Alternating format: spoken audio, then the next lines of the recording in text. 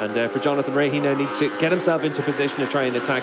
He knows turn 1 is where he's very strong, and the reason he's good is he's able to carry his speed through there, hold the tight line on the exit, set up turn 2. Turn 2 sets your pace all the way up to the top of the hill to turn 5. So this is where Rea needs to get as close as possible, see if he's able to make a move into the tight left-hander. Jonathan Rea then will think about that move, but isn't quite close enough as they come through in towards turn number 5. It might be turn 7. Rea's had a couple of goes at Bautista through there.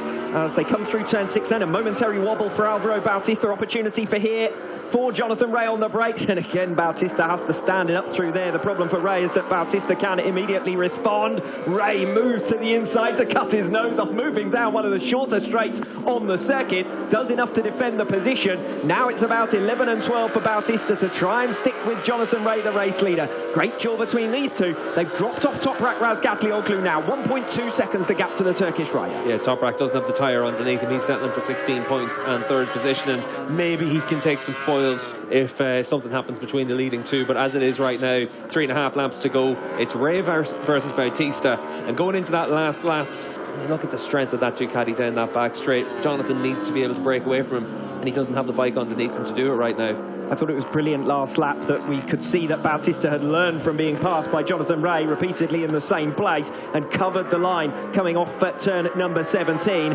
Rea's going to have to think of something different perhaps in the closing stages, because Bautista's got Rea's card marked. Sweeps through again in towards turn 16. This is going to be so frustrating for the riders around Bautista. Every time they get a bit of daylight, Bautista comes flying straight back through. This time Rea was able to stick with him to a much closer extent and immediately fights back past into the lead. We come in now to lap 16, 3 laps to go. Bautista with another opportunity in towards turn number 1, but Rea's got that covered, only just. Yeah, very similar to what we saw in 2019, where Bautista doesn't have the bike setting to allow him to really break deep compared to the other riders around him. Rea was able to just carry his speed and carry his tighter line through that final couple of corners, and that's what allows him to make that move. But as it is, we know Bautista's going to make some more moves in the final 2.5 laps. And I wouldn't mind betting that at least 2 of them, probably 3 of them, are going to be down that back straight. Every lap he's going to be in a position to do that. Jonathan Rea knows that, Kawasaki know that, but you can see for Alvaro, he's having to push hard in this section of the lap to stay with Rea. Rea knows that the only way he's going to win this race, put the pressure on Alvaro Bautista, try and open up enough of a gap before you come to this section of the track. And those are the corners where Bautista's in that danger zone, where we've seen him just low side off the machine back in 2019, almost inexplicably at times, miles in front of the rest of the field. So you put him under pressure like this, and this is where Bautista's got to respond in a potential world champions fashion. I'll tell you what, looking at the pace of these riders at the front of the field, I said at the start of the race, it's about who's able to stay in the 1 minute 50s for as long as possible. They're still in the 1 minute 50s at the front of the field with Jonathan Rea. We've got 2 laps to go. Last time around he was at 50.9, so they've done a really good job of managing their pace, and that's despite all the battling we've seen. This is the biggest gap we've seen for Rea now, leading on to this back straight as well. Is he going to be far enough away from Alvaro Bautista? He is on the run into the final corners, but Bautista, if he's able to carry the speed through here, he might be able to set up a move into the first corner. Yes, we know that Bautista, with a slipstream advantage in towards turn 1, may have an opportunity to have a go at Jonathan Rea. 2 laps now to go. Come on, Jonathan Rea, says his team from the pit wall. But Alvaro Bautista will no doubt be receiving the message vamos as well. And just a quarter of a second between the 2 of them. Yeah, you can see how hard Rea is pushing. In the past, he was never a rider that would drag his elbow. The last corner here in Aragon is one of those places where we see him do that.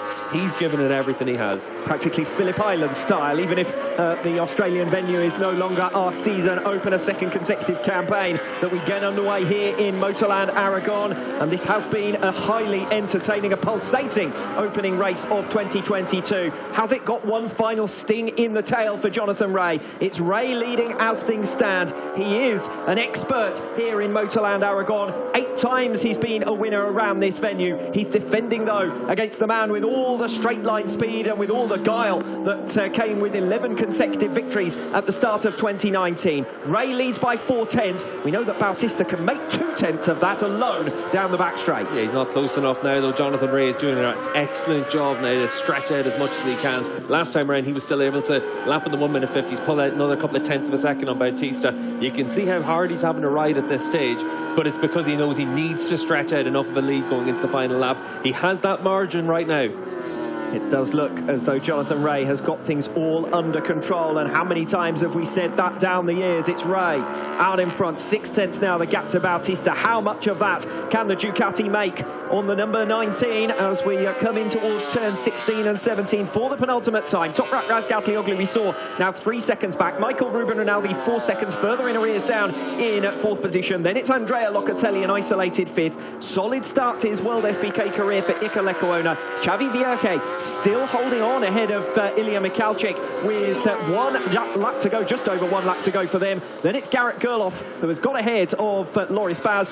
9th position for Gerloff, Laverty through for 10th, Baz down in 11th, Philip Ertl in 12th, Bernardi, Mayas, and now Scott Redding finally for a single World Championship point as things stand. But back at the front, Bautista 4/10 needs to make up another couple before we come in towards that back straight. Yeah, he's not close enough right now, so he needs to really be at his absolute best. You can see he's managed to stretch that back once again in the opening sector. He's managed to pull back a few tenths of a second. He's within range of Jonathan Rea now. You can see him sliding through that long right-hander. This is going to set him up on the run down in towards the corkscrew.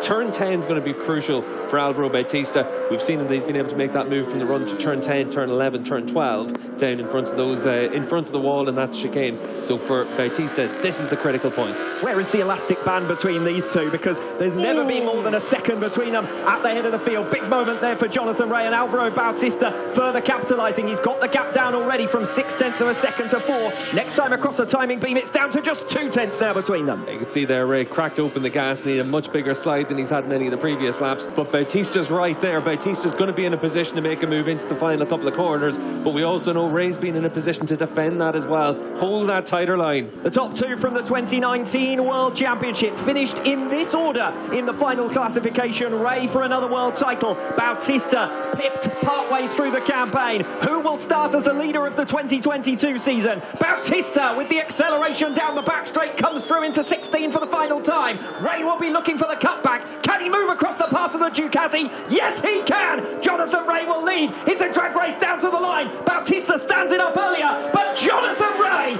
might have given up the number 1 plate ahead of 2022.